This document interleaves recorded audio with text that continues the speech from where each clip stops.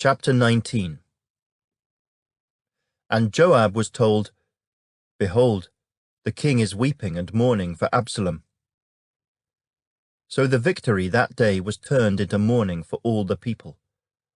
For the people heard it said that day, The king is grieved for his son. And the people stole back into the city that day, as people who are ashamed steal away when they flee in battle.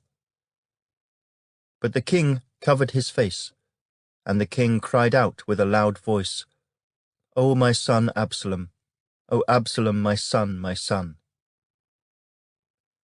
Then Joab came into the house to the king, and said, Today you have disgraced all your servants who today have saved your life, the lives of your sons and daughters, the lives of your wives, and the lives of your concubines, in that you love your enemies and hate your friends. For you have declared today that you regard neither princes nor servants. For today I perceive that if Absalom had lived, and all of us had died today, then it would have pleased you well. Now therefore, arise, go out and speak comfort to your servants. For I swear by the Lord, if you do not go out, not one will stay with you this night. And that will be worse for you than all the evil that has befallen you from your youth until now. Then the king arose and sat in the gate. And they told all the people, saying, There is the king, sitting in the gate. So all the people came before the king. For everyone of Israel had fled to his tent. Now all the people were in a dispute throughout all the tribes of Israel, saying, The king saved us from the hand of our enemies. He delivered us from the hand of the Philistines. And now he has fled from the land because of Absalom. But Absalom, whom we anointed over us, has died in battle. Now therefore, why do you say nothing about bringing back the king? So King David sent to Zadok and Abiathar the priests, saying, Speak to the elders of Judah, saying, Why are you the last to bring the king back to his house, since the words of all Israel have come to the king, to his very house?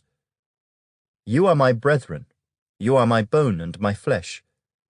Why then are you the last to bring back the king? And say to Amasa, Are you not my bone and my flesh? God do so to me, and more also, if you are not commander of the army before me continually, in place of Joab. So he swayed the hearts of all the men of Judah, just as the heart of one man, so that they sent this word to the king, Return, you and all your servants. Then the king returned, and came to the Jordan. And Judah came to Gilgal to go to meet the king, to escort the king across the Jordan. And Shimei the son of Gera, a Benjamite, who was from Bahurim, hurried and came down with the men of Judah to meet King David.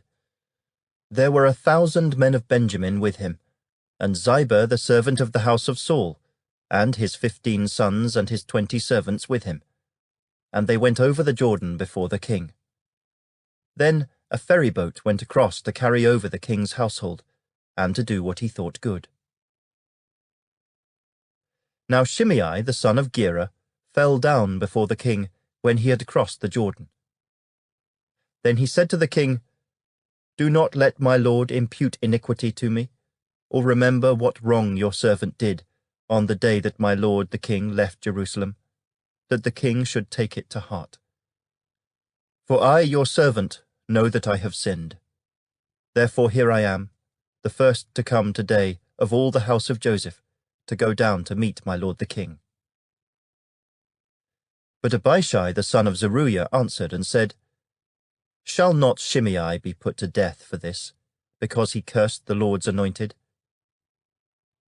And David said, What have I to do with you, you sons of Zeruiah, that you should be adversaries to me today?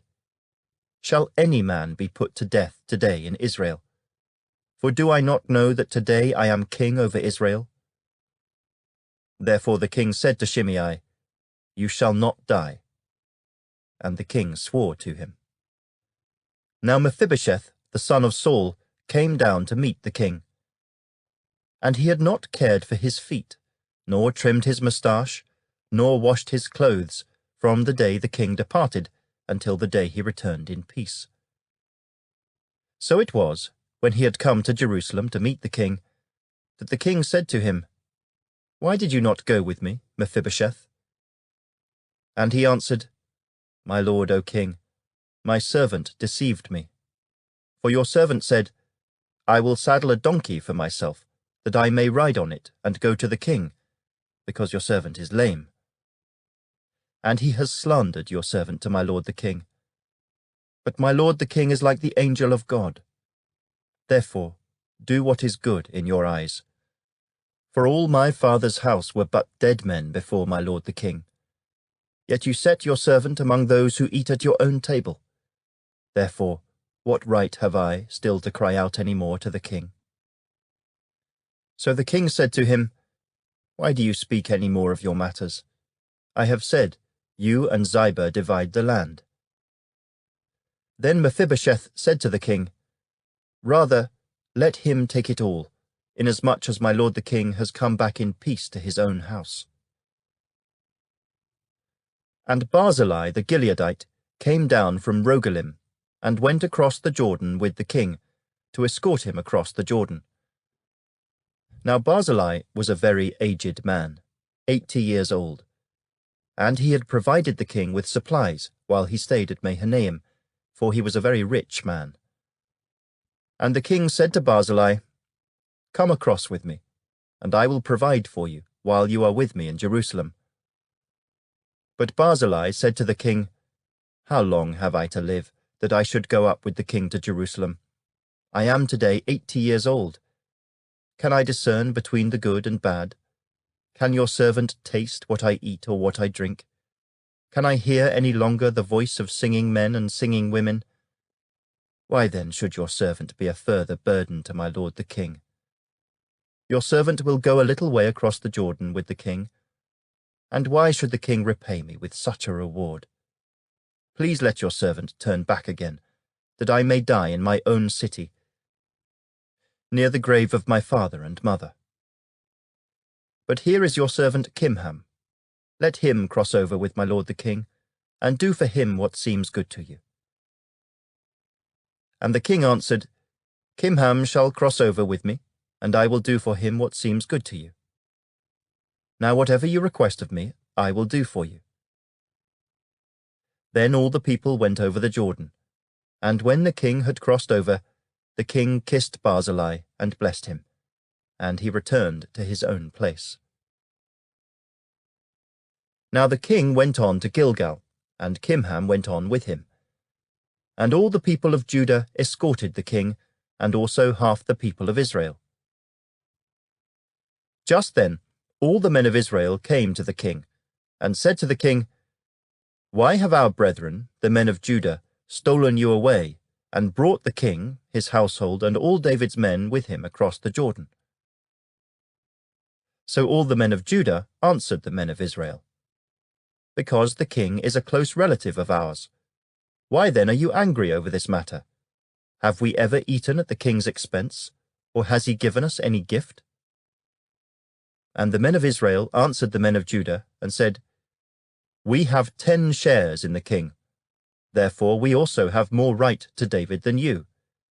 Why then do you despise us? Were we not the first to advise bringing back our king?" Yet the words of the men of Judah were fiercer than the words of the men of Israel.